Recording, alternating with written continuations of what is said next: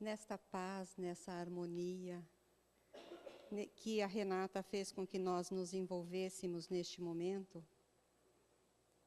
Nada foi combinado, mas através de toda essa energia, o título do que nós vamos dizer nesta noite, Amai vossos inimigos, tem tudo a ver com o que a Renata nos passou até esse momento. Deus, o nosso Pai, que é a inteligência suprema, causa primária de todas as coisas, criou-nos e continua criando toda a humanidade. E ela vai se ramificando em todo o universo, pois espíritos estão reencarnando no mundo primitivo, depois para o mundo de provas e expiações, que é o nosso, para o mundo de regeneração, mundos felizes e angelitude. E nós estamos em contato, agora no mundo de provas e expiações, com espíritos de naturezas diferentes, caráter opostos. Mas não devemos nos chocar com esses irmãos que convivem conosco. Esta superação em conviver com o outro não é vencê-lo, mas é vencer a nós mesmos, cada um vencer a si próprio. Mas para que haja essa superação em toda a humanidade, o amor é e será sempre o fio condutor que irá nos guiar para que nós possamos alcançar a angelitude. Por isso, Mateus escreve no capítulo 5, amai os vossos inimigos, desta forma, ouvistes o que foi dito, amarás o teu próximo e odiarás teu inimigo. Mas eu vos digo, amai vossos inimigos, fazei o bem ao que vos odeia, e orai por aqueles que vos perseguem e caluniam. Deste modo, vos tornareis filhos de vosso Pai que está no céu, porque Ele faz o sol se levantar para bons e maus, e faz chover sobre justos e injustos. Mas se amardes apenas aqueles que vos amam, que recompensa tereis disso? É tão fácil amar aqueles que nos amam, é tão bom estar com aqueles que está nos amando. Mas qual o mérito de amarmos aqueles que são os nossos desafetos? E se o amor, então, é o princípio da caridade, o amor ao próximo, amar nossos inimigos, então, é a aplicação sublime da caridade. Esta caridade é uma das maiores vitórias de uma virtude sobre o egoísmo e sobre o orgulho. Por isso, quando Jesus disse, amai vossos inimigos, ele não entendia que amar o inimigo é ter pelo inimigo a mesma ternura que se tem com o irmão, com o amigo, porque o pulsar dos nossos corações é diferente. Quando eu me encontro com um amigo e o abraço, o meu coração pulsa com uma intensidade. Mas ao me defrontar com um desafeto, com um não tão amigo assim, não direi inimigo. Qual é o pulsar do meu coração? É bem diferente. Eu poderei até abraçá-lo, mas o pulsar do meu coração é diferente. Às vezes nós vamos apenas nos dignar a estender as mãos. Por que eu não poderei ter ternura por esse irmão? Porque ternura, a gente pressupõe que é confiança. E como é que nós podemos ter confiança naquele que nós sabemos que é o nosso desafeto? Então, como é que eu posso amar o meu inimigo?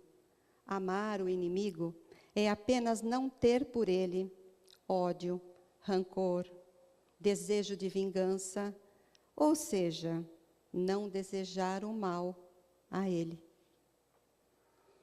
Então, precisamos reconhecer que nós todos estamos dentro da mesma situação. para que nós possamos evoluir.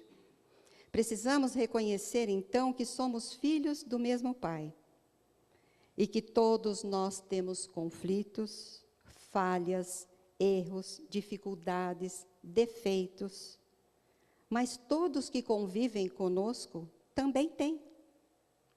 Estamos todos no mesmo barco. Estamos todos nós lutando numa guerra interior, brigando conosco mesmo, para corrigir as nossas falhas. E nós devemos reconhecer, então, que nós trazemos de um passado reencarnatório o que está presente hoje nesta encarnação. Estamos resgatando e reparando, erros que cada um de nós cometeu em vidas passadas. Mas cada um de nós estamos em um grau evolutivo. Por isso nós sabemos que neste mundo de provas e expiações que estamos vivendo hoje, nós vamos encontrar ainda homens maus e perversos. Mas aquele que crê, aquele que confia, aquele que tem fé, tem um olhar bem diferente nesta situação, porque dirige o seu olhar para o passado. O passado, nós não sabemos quem fomos, o que fizemos, mas nós ainda olhamos para o futuro, na certeza de que, hoje, mudando um pouco as nossas atitudes, nós iremos melhorar. Este é o objetivo do Pai. Então, a vida presente, ela é apenas um ponto, mas um ponto de vista, onde torna para nós essas nossas vicissitudes, esses nossos tropeços, essas montanhas que vão atravancando o nosso caminho, com menos amargor. Venham elas dos homens ou venham das coisas materiais. Sofremos tanto por coisas materiais. Às vezes sofremos porque queremos adquirir algo e não conseguimos por algum motivo, talvez até financeiro, e aí nós sofremos. Mas se nós estamos aqui aprendendo a doutrina espírita, através dos ensinamentos que Jesus nos deixou, nós vamos ver que o passado que está em nós hoje, ele irá indo aos poucos com a nossa mudança, ele vai se extinguindo. E nós vamos nos melhorando. E por que sofrer com coisas tão pequeninas? Então, nós convivemos hoje com desafetos de ontem. E em lugar de nós nos lamentarmos, nós deveríamos agradecer a Deus pela oportunidade que Ele nos dá. E esse irmão, ou esta mão, que está neste momento, nos proporcionando esta ocasião, para que a gente possa reparar, ou seja, para que nós possamos salvar as nossas dívidas. Pois aquele que nós acreditamos ser o nosso inimigo, que é um desafeto do passado, ele está exatamente convivendo conosco para que nós possamos nos modificar, para que nós possamos saldar, quiçá, alguma dívida que tivemos com ele no passado. Então, nós vivemos dentro de uma riqueza da diversidade de relações humanas. Com o véu do esquecimento, nós não sabemos com quem estamos convivendo. Olha que maravilha. Porque se eu soubesse quem eu fui no passado, eu saberia quem foi o outro que está comigo, o que ele fez. Muitas vezes, nós nos sentiríamos envergonhados, porque se hoje somos o que somos, ontem nós fomos certamente um pouquinho piores. Então, nós convivemos exatamente com quem precisamos e recebemos esses diferentes em nossa vida e essas diferenças que merecemos segundo a lei de causa e efeito. Pois toda causa tem um efeito, toda ação gera uma reação.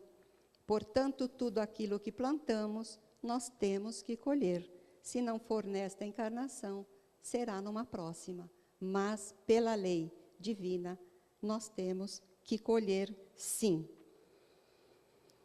E no programa reencarnatório, é aproveitado este irmão, que vem muitas vezes como desafeto, para o nosso reajuste, para que nós possamos, juntos então, conseguir, de alguma forma, através do nosso próprio aprendizado, ir modificando a nossa caminhada. Não existe punição, não existe, nada é injusto, tudo é justo, porque nós estamos recebendo exatamente de acordo com aquilo que nós plantamos. Os irmãos já imaginaram se fôssemos todos iguais? Como seria monótono essa vida? Todos nós iríamos estar vestidos de vermelho. Todos nós comeríamos apenas tal alimento. Gostaríamos de morar exatamente da mesma forma. Olha como seria monótono, não é? Então é bom que essa diversidade exista, porque assim nós conseguimos evoluir. Porque se nós não convivêssemos na sociedade com as diferenças, como é que nós iríamos ter uma base para que a gente pudesse evoluir? Quando eu vejo um exemplo em que eu fico indignada, o que eu penso? Eu não vou fazer igual. Mas quando eu vejo um exemplo que é muito bom, que a gente vê com os olhos da alma e percebe que realmente surte um bom efeito, nós então teremos, sim, que seguir aquele exemplo. E se nós não vivêssemos nessa sociedade onde essa diversidade existe, como eu teria base para poder comparar aquilo que é bom daquilo que não é tão bom assim? E nós sabemos ainda que a maldade, ela não está em um estado permanente em nós. Ela se sustenta numa imperfeição momentânea. Embora o coração nosso, nós humanos, ainda temos um abismo de corrupção em nós. Mas não há coração tão perverso que não traga uma sensibilidade em algum procedimento.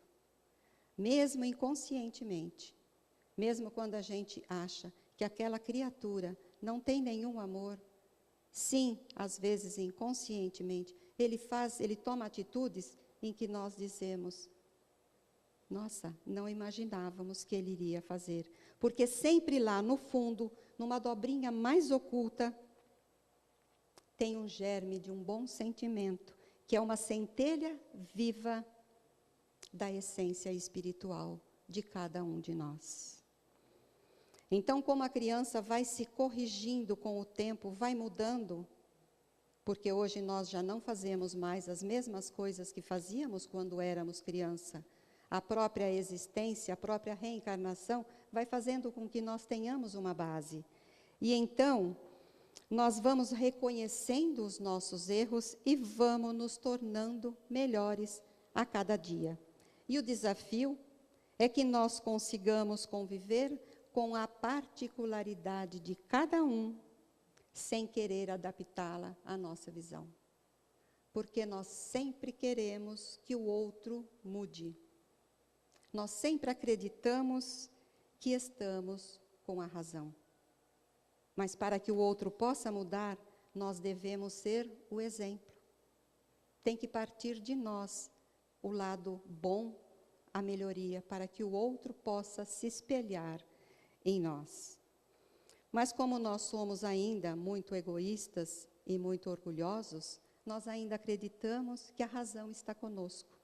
A verdade é a minha, costumamos dizer. Mas a verdade tem 3 faces. A minha, a do outro e a verdadeira, que muitas vezes nós não enxergamos, mas nós acreditamos que estamos com ela. E assim nós vamos conseguindo, na nossa caminhada, nessa nossa jornada, angariar amigos. Mas também conseguimos, através dos nossos maus procedimentos, conseguimos angariar inimigos. E nós podemos transformá-lo, este inimigo, em amigo, antes ou ainda depois da morte. Porque a justiça divina, como eu disse anteriormente, aproveita desta oportunidade e esse instrumento, que é esse irmão, vai nos servir para a nossa evolução. Porque nós vamos conseguir, de alguma forma, através do entendimento, exercitar as nossas virtudes. Eu costumo dizer que em uma encarnação, se nós conseguirmos exercitar 2, no máximo 3 virtudes, nossa, nós já estamos ganhando o céu. Porque nós temos paciência com a irmã que é nossa amiga. Nós temos paciência com o nosso chefe, porque nós somos obrigados a ter e a obedecer. Mas aí, a hora que chegamos em casa, nós perdemos a paciência facilmente. Nós somos bondosos, nós somos caridosos até certo ponto. Então, é difícil praticar a virtude, mas nós estamos tentando, nós estamos caminhando, nós estamos, de alguma forma, nos esforçando para isso. E como diz Emmanuel, a única coisa que nós temos que fazer é ter vontade. Então nós, através da nossa própria consciência, nós vamos aproveitando essas oportunidades e vamos começando a perceber aquilo que é certo daquilo que é errado. Então a morte, como eu dizia anteriormente, não nos livra apenas da presença material do nosso inimigo. Porque quando vemos que um inimigo, um desafeto desencarnou, o que nós dizemos? Estamos livres, mas não estamos. Lê do engano o nosso. Ele pode nos perseguir, mesmo depois de ter deixado o planeta Terra. Ou seja, depois do seu desencarne. Enquanto vocês refletem, eu vou tomar um gole d'água.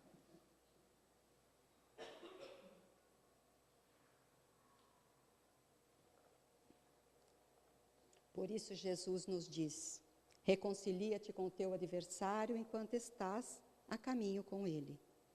Por que ele nos aconselhou? É verdade.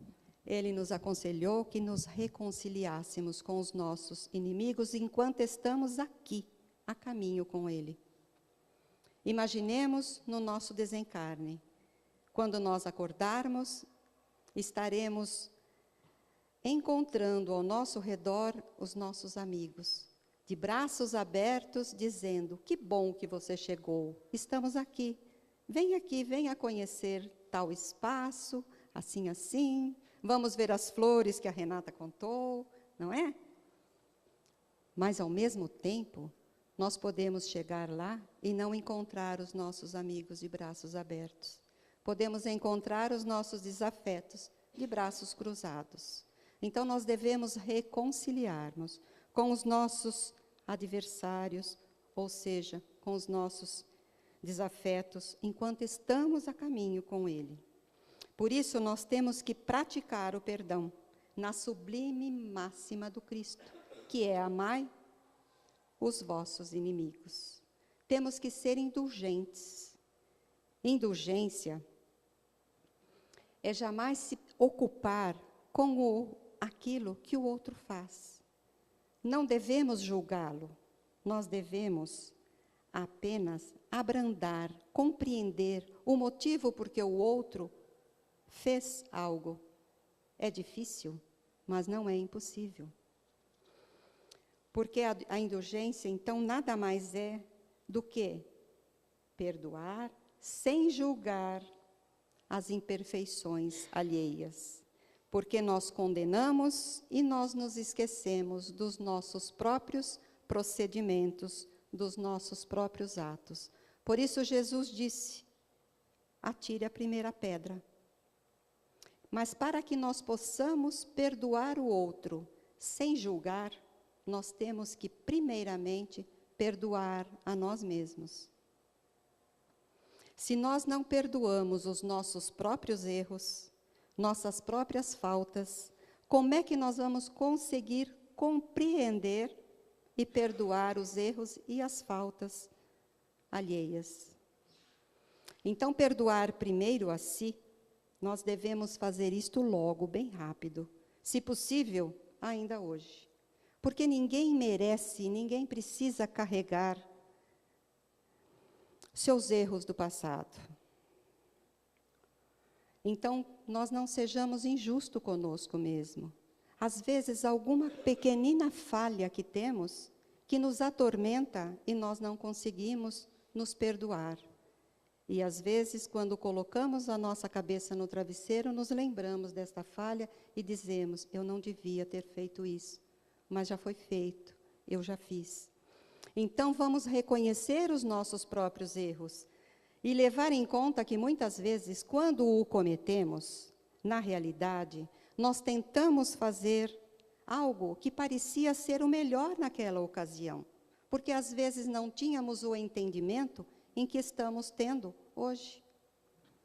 Vamos rever, então, os nossos sentimentos. Às vezes, eu deixei de gostar de alguém por um motivo tão banal, algo que no momento me era importante uma situação, mas hoje já não é tanto assim. Então, nós temos que levar em conta que cometemos deslizes e que o outro também comete, e nos fizeram adotar algum tipo de comportamento. Da mesma forma que o outro comete hoje. Por isso, sejamos sinceros conosco mesmo. Que nós possamos, de alguma forma, compreender o outro, colocando-nos no lugar do outro. Porque quando dizemos algo para o outro e o outro, às vezes, nos diz algo que nós não queríamos ouvir, é porque nós ainda não prestamos atenção naquilo que estamos dizendo. Os nossos sentimentos, às vezes, não estão propícios para aquele momento. Costumamos brincar e dizer que, às vezes, o nosso copo está cheio e uma gota apenas transborda. Então, é nesse momento que nós perdemos, às vezes, um amigo, numa palavra, num desafeto, em que nós dizemos ao outro. Mas nós ainda não percebemos que nós precisamos nos dar conta de que nós mesmos somos a única companhia que vai viver o tempo todo nesta encarnação conosco mesmo. Se nós não nos suportamos, nós precisamos, em primeiro lugar, começar a controlar e compreender as nossas atitudes.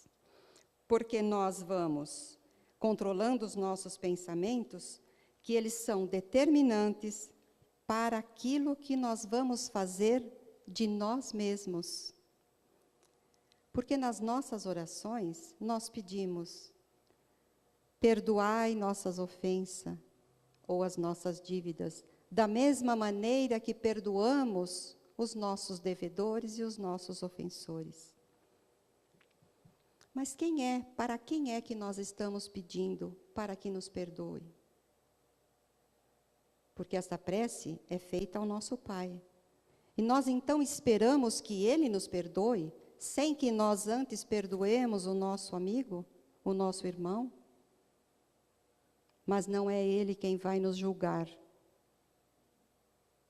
Porque se Ele deu a nós a palavra de que nós não devemos julgar o outro, Ele vai se colocar no mesmo lugar que nós? Com certeza não. Deus é bondade. Ele não iria nos julgar. Quem é que vai nos julgar, meus irmãos? Somos nós mesmos. Através da nossa própria consciência é que nós nos julgamos. Por isso, nós precisamos rever os nossos conceitos, tomando mais cuidado com as atitudes que nós tomarmos em relação ao próximo e a nós mesmos. E aproveitando que a Renata falou sobre a primavera, sobre esse mês onde comemora-se o nascimento de Caibar Schutte,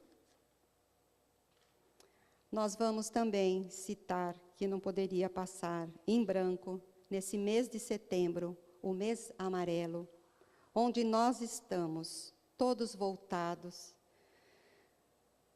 para o mês onde estamos tristemente falando sobre o suicídio. Essa pesquisa é recente, foi retirada hoje.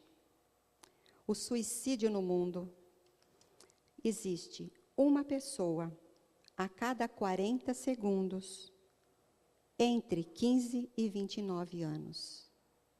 Então, toda essa energia, toda esta situação em que a Renata colocou no início, na abertura, para que nós possamos fazer isso no nosso ambiente, que nós possamos colocar também nessa nossa energia, nessa nossa vibração, nesse fluido que nós vamos colocar dentro dos nossos lares, que nós possamos também colocar esse amor ao inimigo em que nós estamos falando nesta noite. Porque muitas vezes temos alguém tão próximos de nós e que nós não estamos percebendo tudo aquilo que acontece com esse nosso irmão. Então, 32 pessoas por dia no Brasil cometem o suicídio. E a Organização Mundial da Saúde nos alerta. Mais de 800 mil pessoas no mundo, por ano, cometem o suicídio. Então, se nós fizermos as contas, 1 minuto é 60 segundos. Se 40 segundos uma pessoa se suicida, em 2 minutos, 3 pessoas cometem o suicídio. E para aquele que estuda a doutrina espírita e tem um pouco de entendimento sobre o que nos acontece após o suicídio, certamente não irá cometê-lo. Por isso, Jesus nos alerta e nos diz: vigiai e orai. Mas não é hoje ou amanhã, é sempre. Porque nós temos que vigiar os nossos pensamentos. Nós temos que orar por nós e por toda a humanidade. E Joana de Ângeles, através da psicografia de Divaldo Pereira Franco, ela diz que o Espiritismo, o Consolador prometido, não criou uma nova moral. O Espiritismo, como doutrina consoladora, facilita aos homens a compreensão e a prática da moral do Cristo. Ensina-nos como devemos nos portar diante da vida, valorizando-a e enfrentando-a. E superando as nossas dificuldades com coragem e discernimento. É um caminho seguro para a paz do nosso espírito. Estudando essa doutrina, nós vamos entendendo a nossa origem, a razão das nossas dores e as nossas aflições. Nós encontraremos nos ensinamentos de Jesus a fé sólida e racional, que nos oferece e nos fortalece uma coragem e também nos possibilita um meio de superá-la através do esforço e da renovação dos nossos hábitos. Resgatando assim nossos débitos, nós vamos nos elevando a planos mais perfeitos. Nessa doutrina, nós não encontramos mistérios, rituais. A sua essência é clara e atinge diretamente a inteligência. Esta inteligência pede um certo grau de sensibilidade, maturidade e bom senso, porque nós reconhecemos o verdadeiro espírita pela sua transformação moral que faz e pelo esforço para dominar as suas más inclinações. Quando nós temos algumas inclinações, nós temos que tentar domá-las, porque senão nós não vamos conseguir nunca mudar as nossas atitudes. Então, a gente costumava brincar que temos que contar até 10, mas 10 é muito pouco, Quando alguém nos diz algo em que nós gostaríamos de revidar, nós temos que pensar e nos colocar no lugar do outro e saber como nós agiríamos se estivéssemos na outra posição. Então, nós vamos tentando domar as nossas inclinações para que nós possamos, através dos ensinamentos de Jesus, ir nos melhorando cada dia mais. E nós devemos tomar, então, o Cristo como modelo. Ele deu o exemplo deste devotamento, quando aqui esteve encarnado como homem. Ele foi um missionário do amor. Ele amou ao ponto de dar o seu sangue e a sua vida por nós. O sacrifício que muitas vezes nós acreditamos estar fazendo, que ele nos obriga a amar aquele que nos ultrajam, que nos injuriam, que nos perseguem, é penoso às vezes para nós, porque o orgulho não permite que façamos isso, mas é exatamente o que nos torna superiores a Ele. Então, amai vossos inimigos. Não esqueça que o amor nos aproxima de Deus, mas o ódio nos distancia dele. Só o amor é eterno. O mal, ele é transitório. Ele acaba logo. E Gandhi define o amor de tal forma que ele diz assim, que o amor é a força mais abstrata e mais poderosa que o mundo possui. E o evangelista João anotou na sua magna escritura que Deus é amor e que o Divino Mestre indicou-nos um mandamento para que possamos seguir. Além de amar a Deus sobre todas as coisas, que nos amássemos uns aos outros como Ele nos amou, pois somente assim Ele nos reconheceria como seus discípulos. E nas instruções dos benfeitores espirituais, nós aprendemos que o amor e a sabedoria são duas asas que nos conduzem ao pináculo da evolução. Porque a natureza deu ao homem, a todos nós, a necessidade de amarmos e sermos amados. E alguns estudiosos ainda pragmáticos afirmam que o amor é uma decorrência de uma ajustada reação química produzida pelo nosso cérebro. Mas o verdadeiro amor é muito mais abrangente, até porque o bem-querer, a bondade, a tolerância, a alegria, são fragmentos do amor que nos convida a eliminar em nós o egoísmo. Resumindo, o amor só será verdadeiro e incondicional quando for dilatado por todos nós e a todos os seres que nos cercam, nessa estupenda experiência humana que é a própria vida. Uma confrade nossa nos diz que quando estivermos com amor a todas as pessoas, amando aquele pedinte da rua, aquele que se encontra encarcerado, da mesma forma que nós amamos os nossos filhos, nós não vamos mais precisar reencarnar. Então, nós estamos um pouquinho longe. Então, nós procuremos Jesus nas coisas mais simples, e aí nós vamos encontrar o amor. Porque Jesus é amor. E a religião, a que nós seguimos, é o amor de Jesus em nós, que nos liga a Deus. E Allan Kardec deixa esta frase para que nós possamos refletir.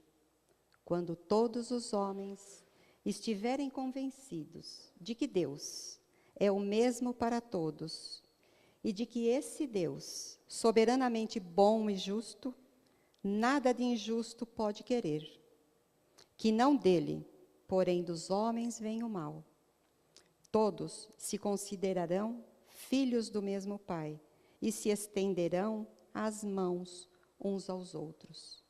E eu apenas acrescento, amando-se, pois só assim nós vamos conseguir sair deste mundo de provas e expiações e ir para um mundo de regeneração, quando o amor estiver dentro de cada um de nós. Então, que nós possamos refletir um pouco e que nós possamos amar o próximo, principalmente os nossos inimigos, os nossos desafetos, que muitas vezes, por apenas não nos dizer um bom dia ou boa noite, nós viramos os olhos, as costas para ele. Então, que nós tenhamos a coragem, deixando o nosso orgulho de lado, e vamos conversar com os nossos desafetos.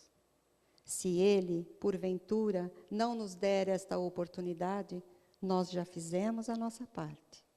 E aí caberá a ele ter o seu reajuste na sua própria consciência, porque aí a nossa estará livre deste problema que muitas vezes nós acreditamos existir. Obrigado pela atenção e que Jesus permaneça em nossos corações agora e sempre. Que assim seja.